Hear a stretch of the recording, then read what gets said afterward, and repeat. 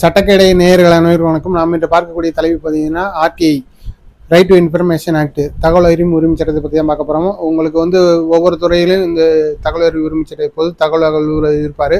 அவர்கிட்ட நீங்கள் அது ஒரு துறை சம்மந்தப்பட்டது வினாக்களுக்கு விடை வேணும். அதாவது ஒரு நிலம் சம்பந்தப்பட்ட பானை, இது அரசு புறம்போக்கா, இது அரசு புறம்போக்கு யார் ஆக்கிரமிப்பு இருக்காங்க, இது கூடிய சர்வே நம்பர் என்ன அப்படின்ற பட்சத்தில் நீங்கள் கேட்கும்போது ஒரு 5 கேள்வியோ 10 கேள்வியோ நீங்கள் ரைஸ் பண்ணி அனுப்புறீங்க. அது ஒரு 3 பேஜ் வருது அப்படின்னா ஒரு பேஜுக்கு 10 ரூபா ஸ்டாம்ப் ஒட்டி 3 பேஜுக்கு 30 ரூபா ஸ்டாம்ப் போட்டுனீங்கன்னா தான் கரெக்டாக அவருக்கு போய் சேரும். அவரும் கரெக்டான பதில் தருவார். இல்லைன்னா இது உரிய ஸ்டாம்ப் போட்டலன்னு சொல்லி ரிஜெக்ட் பண்ணி திருப்பி அனுப்பிச்சுடாது.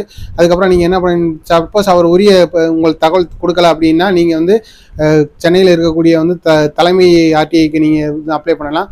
அப்படி அவர் தகவல் கொடுக்கலன்னா நீங்கள் ஹைகோர்ட்டுக்கு அணுகி டைரக்ஷன் பார்க்கலாம். அவங்க ஹைகோர்ட்டில் நீங்கள் டைரக்ஷன் வாங்கினீங்கன்னா கண்டிப்பாக அந்த ஆர்டிஐ சம்மந்தப்பட்ட அதிகாரிகள் அங்கே பதில் சொல்லியே ஆகணும். நன்றி, வணக்கம்.